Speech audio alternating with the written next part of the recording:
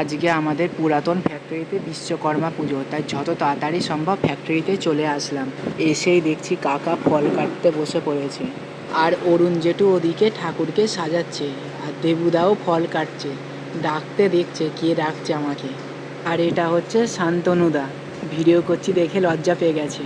আর এদিকে রান্নার কাছে আসতে দেখছি রান্নাও ধরতে গেলে সবই হয়ে গেছে, দুটো একটা জিনিসই শুধু বাকি আছে।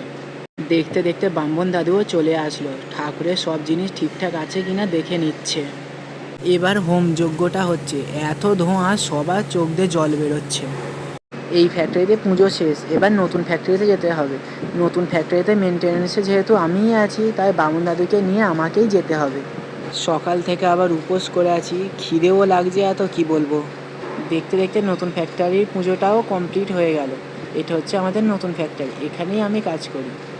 আর এই দেখো, এটা হচ্ছে বামন দাদু দিদার সাথে কথা বলছে।